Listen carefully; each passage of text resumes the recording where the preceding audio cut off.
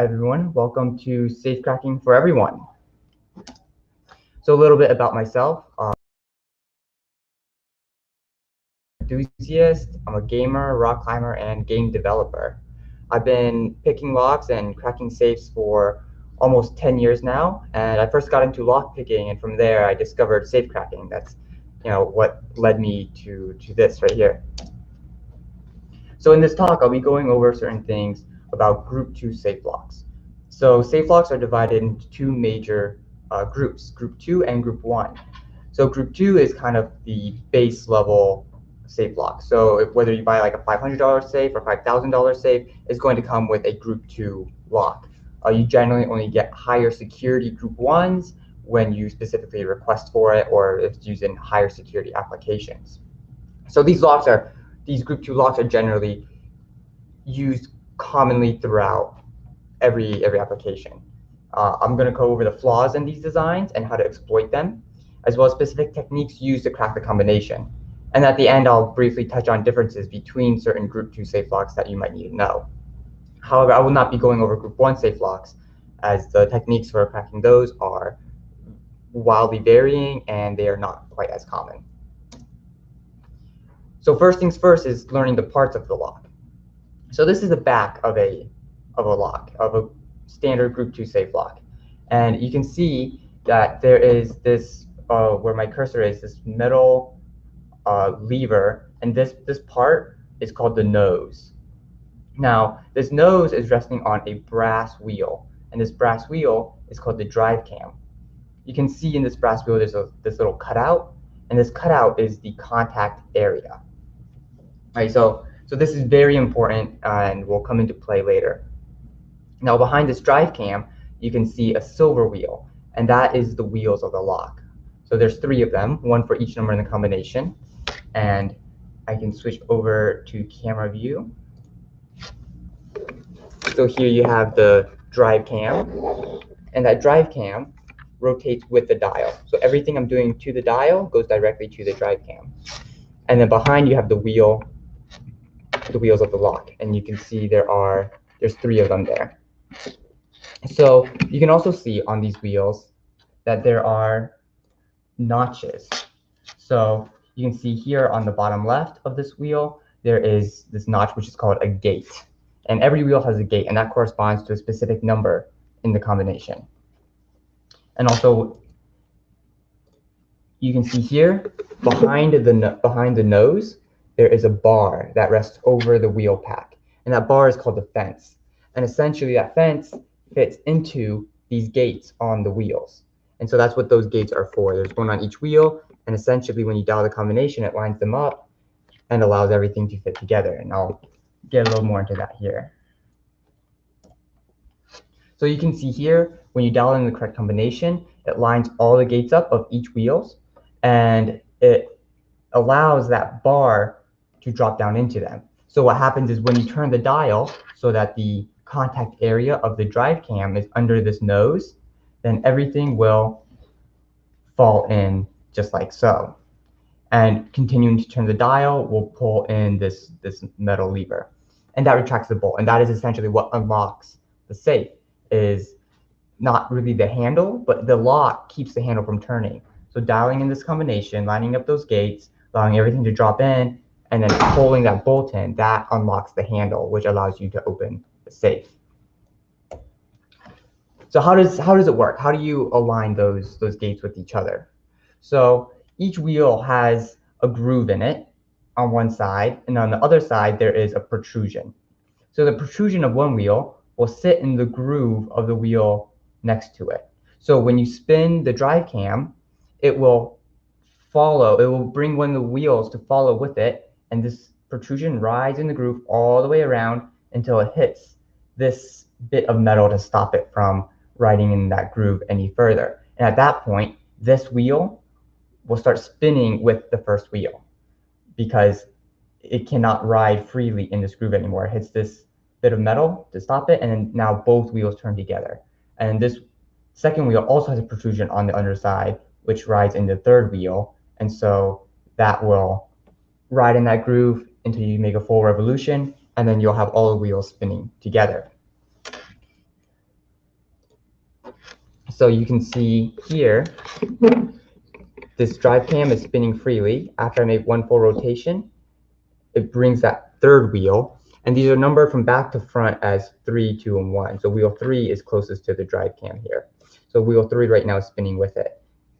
And then after one full rotation again, you'll see that the second wheel right there starts getting picked up. And you can see that gate go by the second wheel.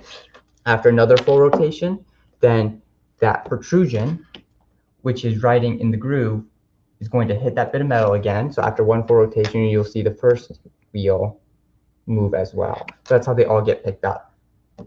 So when you dial in the combination, you'll dial in the first number of the combination, which corresponds to the third wheel, or sorry, the first wheel. So I went too far, I'll just turn it back.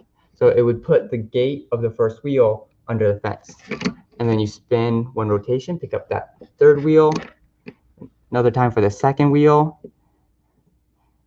So it takes at least one full rotation to pick up each successive wheel.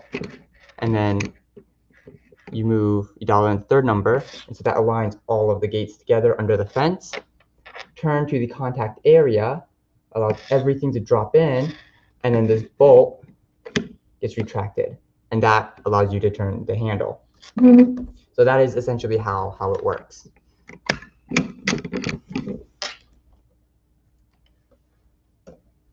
So the standard opening procedure is you want to spin 4 times to the first number. So this is if you know the combination and you're just trying to open the lock with it. And the reason we spin 4 times to go to the first number with left rotation is we need to go with left rotation. That is just the standard way of dialing that has been decided. But we do 4 rotations because remember, it takes at least one full rotation to pick up that third wheel. So you need to spin at least one full rotation to ensure that that third wheel is spinning with the drive cam now, with the dial. And then another full rotation to pick up the second, so that's 2, and a third full rotation in order to ensure that you have picked up all 3 wheels. And then you can go to the first number. So when I say 4 times with left rotation to the first number, that means to pass it 3 times and stop on the 4th. And then you just reverse directions so you don't mess up the position of that wheel. You reverse directions and spin right 3 times to the second number. So as you pass it twice, and then you stop on the 3rd time, and then reverse rotation again with left rotation to the final number.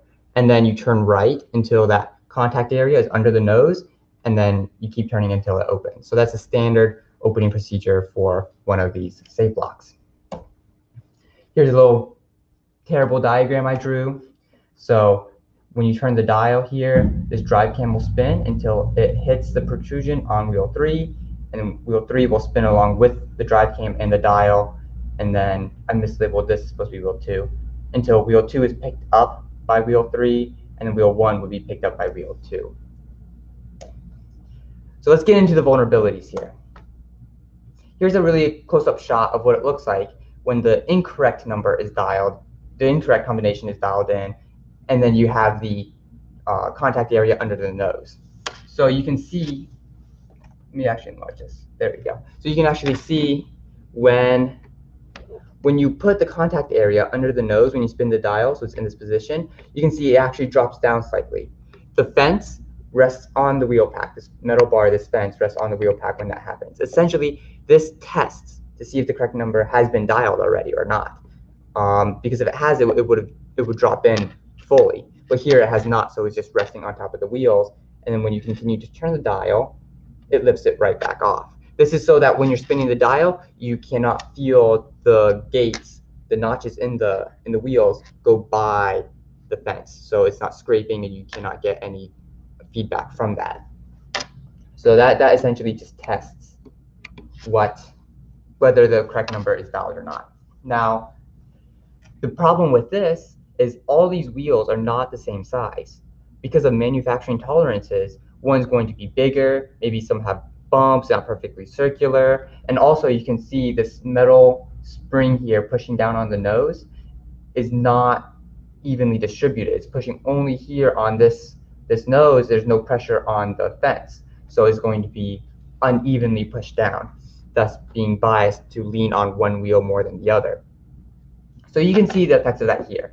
You can see that this second wheel in the lock is actually slightly larger. So when this fence is resting on the wheel pack, it's actually only resting on this second wheel. If you look where this third wheel is, there's a slight gap between that and the fence. So this fence will really only rest on one wheel, and that's the largest wheel. We don't necessarily know which one that is yet when we go to manipulate a lock, but we do know it will be resting on the largest wheel. Now this can give us some useful information, because remember, when we have the contact area under the nose, that allows that assembly, that lever, to drop down, fence rest on the wheels. And this contact area, you can see that it gets thinner the lower you go. It gets thinner. So when you're spinning the dial and you can actually feel these points when it hits the drive cam coming out of the contact area. Those are called contact points. So there's two of them.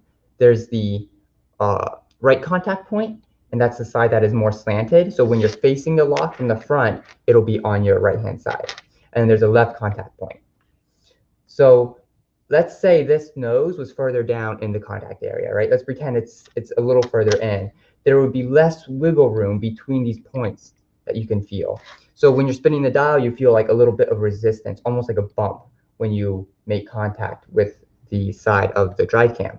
So if that nose was lower in the contact area, there would be less wiggle room between those two bumps. See here, it's pretty high up, so there's a lot of wiggle room, but if it was lower, there'd be much less. And we can use that to our advantage. So if this wheel, the second wheel here, the largest wheel, if the gate is not under the fence, if the correct number is not dialed, that means this fence, this whole nose assembly, is going to be higher up. And these points, these contact points, are going to be felt further apart. But let's say here we dial in the second number of the combination, and we put that gate, the second gate, under the fence. Now that fence is not going to be resting on the second wheel because there's going to be a gate there, and it's going to drop down ever so slightly and then rest on the third wheel instead. That means this nose is going to be lower in this contact area, and thus we will feel less wiggle room between these points of contact, between these two contact points, and we can read that on the dial. For instance, maybe we will feel this right contact point right now at 3, but if we enter in the combination for one of the numbers for the largest wheel and allow that fence to ride onto the next largest wheel, then it will be ever so slightly lower. And instead of feeling this point at 3, we might feel it at 2 6/8. So it's 2 3/4. So you might see a quarter of an increment drop. And that's essentially the amount that we are looking for. So that is the major vulnerability of this lock, which allows you to decode the combination. So to find a number in the combination, which is, we generally don't look for a specific number, we just try and find one of the numbers in the combination. You can test every 2.5 or 2 numbers because the size of the gate is wider than the fence up top. So there's a little wiggle room. If the first number is, let's say, 30, then you could dial in 29 or 31, it will still open the lock.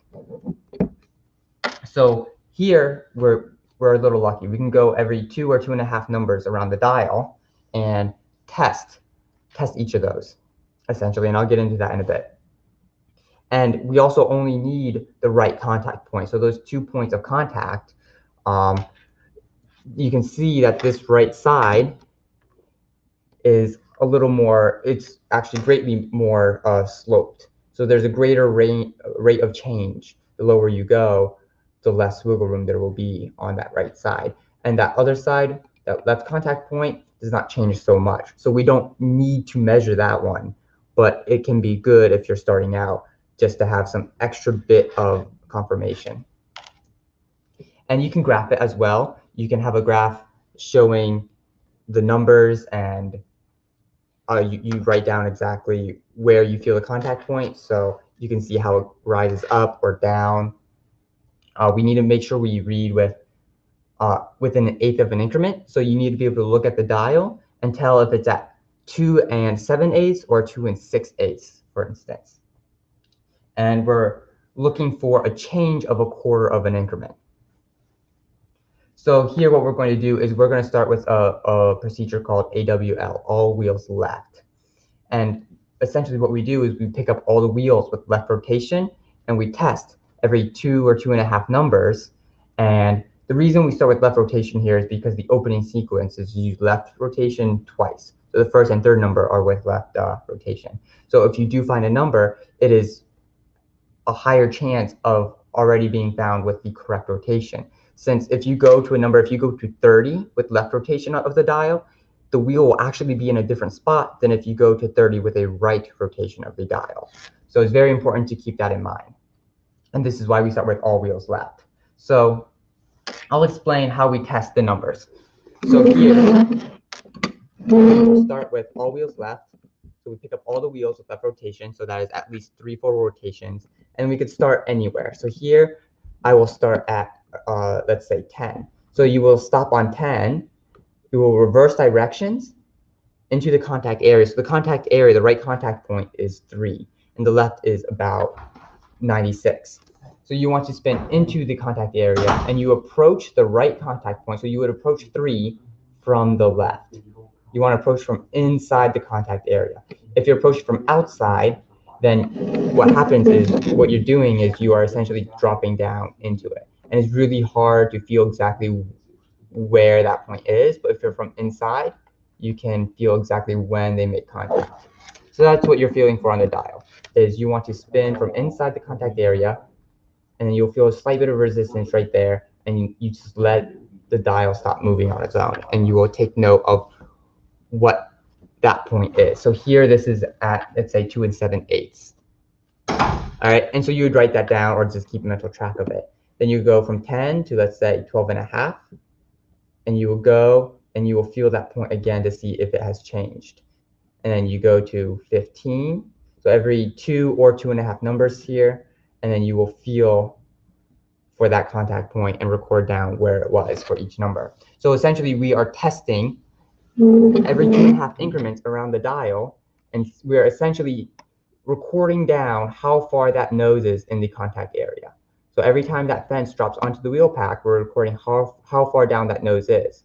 So when we get to a number, let's say we turn to, let's say this is 40 right here, okay? And let's say that third gate, now it's under the fence. If we go and record that contact point again, measure where it's at, let's say it's slower. Let's say it's now at 2 3/8. Okay, so it's dropped by almost half an increment. All right, so let's pretend that when we take our reading, we now feel the contact point a quarter of an or half an increment less.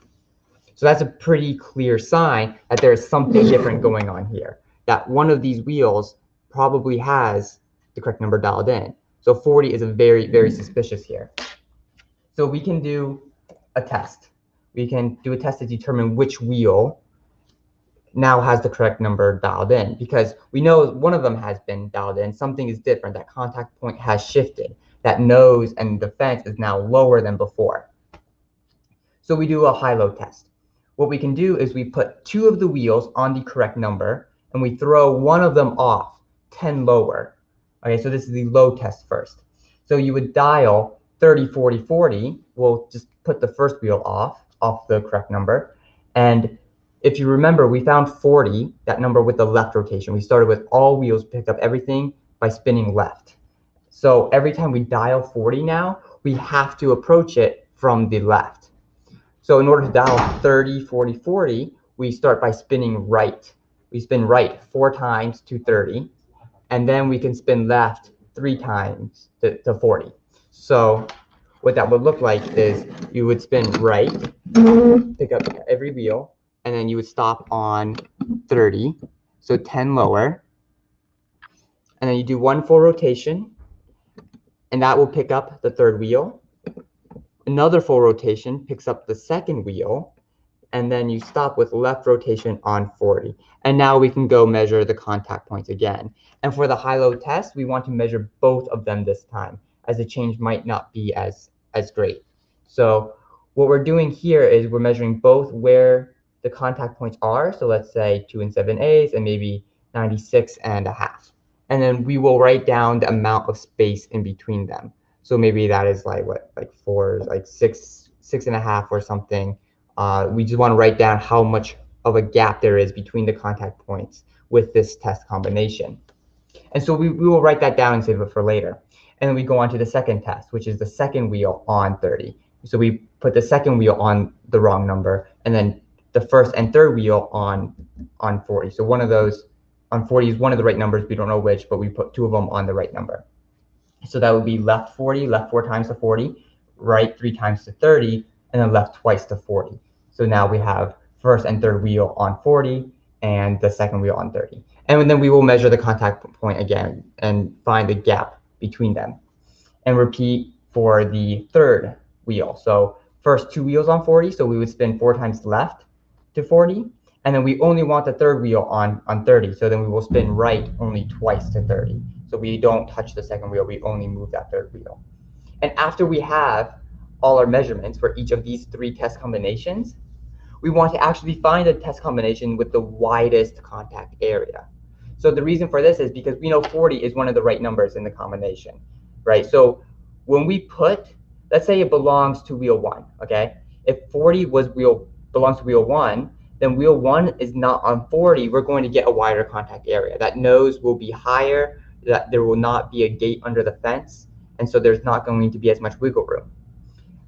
So that's why we look for the widest contact area. Now, if it belongs to wheel 3, then you can see in the first 2 test combinations, wheel 3 is on the correct number then. So it's going to be a smaller contact area. So that's why we have 2 of the wheels always on the right number and 1 that's thrown off. So when we throw the correct wheel off of the correct number, we're going to get a wider contact area. It's going to indicate that the wheel is not on its correct position. And then you can repeat doing a high test. Instead of 40, you can repeat with 50. And that will help give you some additional evidence to pinpoint exactly which wheel has 40 as the number. So we're going to assume that wheel 3, the third number in the combination, is 40. So we will repeat the same process as the first time, but this time, instead of having all the wheels picked up with left rotation and we're testing them all together, we already know the third number. So what we can do is now we can start by going right, and we can start wherever. Let's say now we start at 90, and then we know the third number. So we will do 1 full rotation. So we picked up wheel 3 with left rotation because every time we dial that number, we have to go with left rotation. That is how we found it. So now wheel 3 is moving to 40 with left rotation, and then we can feel for the right contact point again and measure that. Now we can turn right and go to 40. That picks up wheel 3 again. Go to 90, and then turn past by 2.5 numbers. Yeah, we do have. Then we turn back, pick up wheel 3, put it onto the correct number that we found, test again, and we just repeat for the whole way around the dial, and we will look for a similar drop in the right contact point. So essentially, we're repeating the first step, except that we know one of the numbers, 40, and so we just add that in the second time around. And we repeat the high-low test. And this time it's a little different because we want to have wheel 3 on the correct number. We always want that wheel 3 to be on 40, just so it's out of the way and it's not bothering anything. So we would put, let's assume 80 indicated, okay? So let's say 80 is the right number, but we don't know whether it's wheel 1 or 2 yet. So we would put wheel 2 on the wrong number, wheel 1 on the correct number. Remember, at this time we went with right rotation, so every time we approach 80 now, we need to use right rotation. So we go right to 80, so that's right 4 times to 80, and then we go 70 and 40. Now here, this seems a little weird. How do you dial to the left 70 and then keep going left to 40? That would mess up the second wheel. So what happens is, so we would dial to the right to 80. So there is on track. Then we do 2 rotations to pick up the second wheel, so that picks up the third wheel.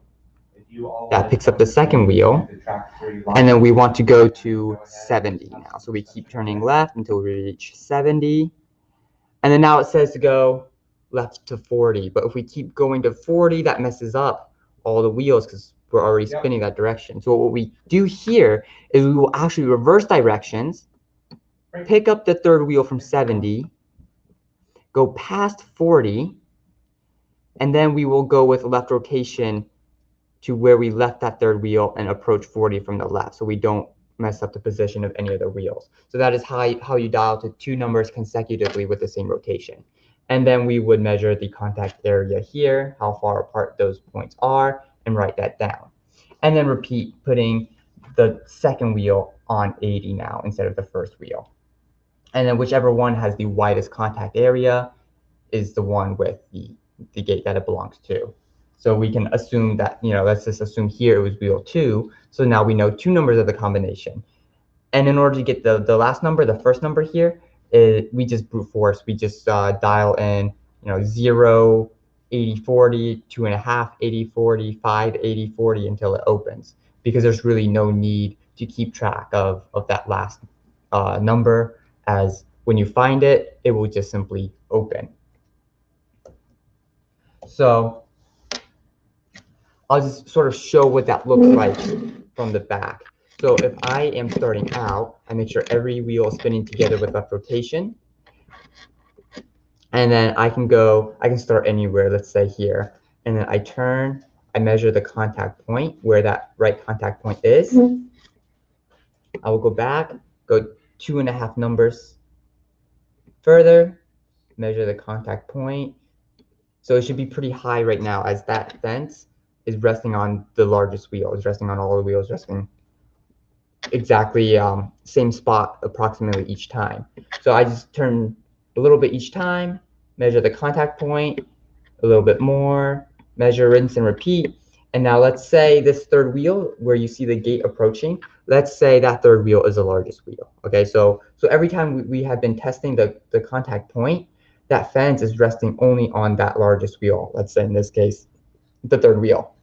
So when we eventually get to the point where we spin that gate under the fence and we measure the contact point, it's now going to be resting lower. It's now going to drop down further to hit the second wheel instead. So when we measure this contact point, we will feel it earlier than we did before. Let's say we felt it at 3 earlier. Now let's say we can feel it at 2.5 or 2 3/4. And so that is what is called a gate indication. That is how we know one of these wheels has a gate under the fence.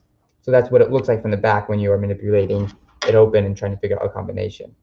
The wheels turn ever so slightly more, and then measuring this contact point tells you whether there is a gate under the fence, whether you have dialed in one of the correct numbers.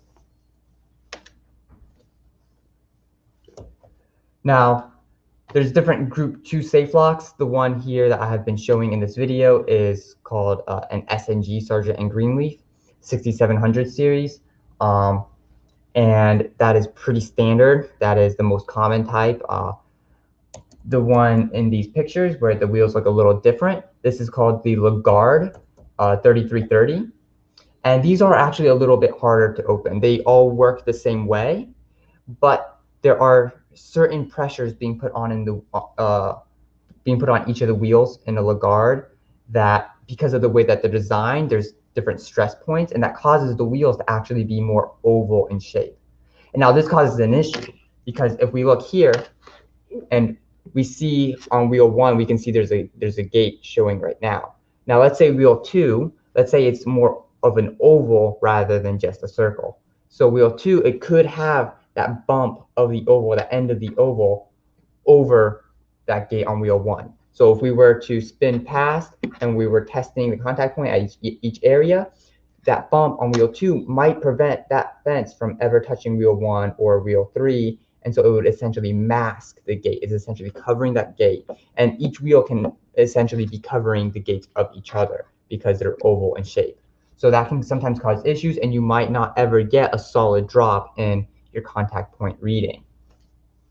So these are technically still group 2, still in the same security level category as the others, but they will be a little harder. And there are ways to defeat it, such as figuring out where the bumps, the ends of the ovals are, and then being able to turn them 90 degrees and remove them out of the way in order to sort of unmask the gate on another wheel. So if wheel 2 has a bump where it normally would be covering this gate on wheel 3, we can move that oval so it is more horizontal. So when this gate on wheel 3 moves by the fence, then we can actually feel it. Then there's nothing on wheel 2 keeping that fence up. And then there is another company called Diebold, which makes locks, safe locks as well. And you can see here for the Lagarde and also for this, the SNG, the Sergeant and Greenleaf, this contact area has a great change, a great slope on one side of this contact area, right? That is what allows us to feel the difference in contact point, to figure out when this nose is lower. So Diebold, they have a lot of safe locks where this contact area is not sloped on one side. It is symmetrical. It is shaped like a U, and there is very little change, very little slope on either side. So if you are trying to manipulate open a Diebold, then you can take the measure of, instead of looking at only that right contact point, then you can measure both and measure the area between them in order to figure out when there is less wiggle room between the points, when that nose is lower. So it is just a little precaution you need to take when manipulating open a Diebold lock. Some final tips. So there's a lot of different parts here, a lot of different things going on, but you want to make sure you are precise in dialing. That is a very common mistake. You want to make sure when you go to the number 50, you are going to the number 50. You're dialing 50 exactly and not 50 and 1/8 or 49 and 7/8. You want to be as precise as possible, just to know exactly where you are and that you don't skip over any numbers accidentally or accidentally dial in something incorrectly. You want to make sure you're reading the dial from the same angle. So whether you are reading the contact point or whether you are dialing in a number, you want to make sure the angle from your eye to that marker is the same every time. Otherwise, if you are shifting from side to side, you might read it at a different place. And you want to make sure you are consistent. So also, whenever you are reading the contact point, whenever you go and you turn the dial so that you are feeling for that bit of resistance, you want to make sure you're using the same amount of force and that it is as light as possible. You do not want this nose to ride up on the drive cam, because then you're not feeling when it first makes contact, you're feeling when it's already on it. You want to make sure you're feeling the same spot every time. It is exactly when contact is made. So a good tip for that is simply you just run your finger along the dial lightly and then let it stop on its own. And that way you can ensure you are reading exactly the point at which that nose makes contact with the drive cam. You're reading the contact point precisely every time. You can also try with a known combination. If you are doing your first all wheels left run and testing each number 2 or 2.5 increments through the dial, and you do not see a drop in that contact point, you don't see a gate signature, then what you can do is you can look at the combination, and let's say that third number is 50, then you can go and spin all the wheels with left rotation to, let's say, 30, and then you can test the contact point for 30, 32.5, 35, until you go through 50, just to be sure, just so you know what it's supposed to feel like. If wheel 3 indicates first, then you can get an idea for what it feels like when a number indicates that it is in the combination. So it's a really good idea to try with this specific combination. And generally, I forgot to mention this earlier, but wheel 3, sorry, the third number in the combination will indicate first. Now, the reason for that is because, as I explained a little bit earlier, there's a spring pushing down this whole lever assembly, and so it's only pushing down on the nose. It does not push down on the fence. So that creates this sort of imbalance. It is tilted more towards one side so that wheel 3 is more likely to have pressure on it instead of the first two wheels. So in 85% of the time, I would say wheel 3 will indicate first because of this reason. So if you know the combination and you know the third number, then you can run the wheel through that area, taking contact point readings through that area, just so you can be sure of what it feels like when a number indicates. Removing the back cover is really good too, because you can look at it as here and really ensure that when you feel the contact point, you are not going past it. So you can look at the front, feel the contact point, and then turn the lock around and then look to see if you are actually feeling the contact point or if you're actually writing up on the drive cam. So it's a really good way just to double check that you are reading accurately. And that is another major point that I really want to emphasize, is reading the contact point correctly, because otherwise you're not going to be able to get anywhere at all. You need to be able to know exactly when that nose makes contact with the drive cam. And if all else fails, you can buy my book, Safecracking for Everyone, or you can just download the PDF for free. So here at the bottom here, you can take a screenshot or a picture. That is the direct link to the Google Drive PDF document of the book. The one on Amazon that is for sale, that is the hard copy version if you prefer. But yeah, the PDF is free and exactly the same exact thing. I have a YouTube series as well titled Safecracking for Everyone as well. It's in 8 parts and it covers way more in depth than I can go into with this talk. And it covers the book essentially from start to finish in a very visual manner, showing exactly what is happening inside the lock at each step along the way. There's online forums, there's Reddit, there's keypicking.com. Keypicking.com is it's a forum for lock picking, safe cracking, just the whole lock sport in general. People are very helpful there. They can help you find locks to start out with. So for instance, this lock I have shown in this talk is a SMG 6700 series. There's a 6741 and 6730, but they're essentially the same thing. You could ignore any differences there. You can find them around $50 on eBay or other online sites. And honestly, practice is one of the best things that will help. You will sit down and you will sit down for like 3-4 hours a day, and just you're going to just practice, and it just takes time to learn to feel that contact point correctly, to dial accurately, to read the dial correctly. So the more you do it, the more comfortable you get, and the more that you can sort of expedite this process. But when you start out, it is good just to sit down and not worry about necessarily finding a number or cracking a combination, but just practicing the basic skills needed, such as reading the dial, dialing precisely, not going past the contact point when you're feeling, and that sort of thing. And it takes time. It takes a little bit more than lockpicking does, a little more involved.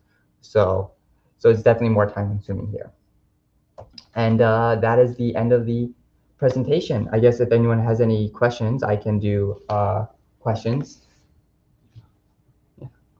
Hello, B-Sides. Today, how do I take questions? Dr. Matthew questions. All right, yeah, I guess, yeah, it seems like there's no questions. But you can always message me on YouTube or Reddit. Lock Manipulator is my screen name. Thank you for attending this talk. He researches in a few areas of human factors of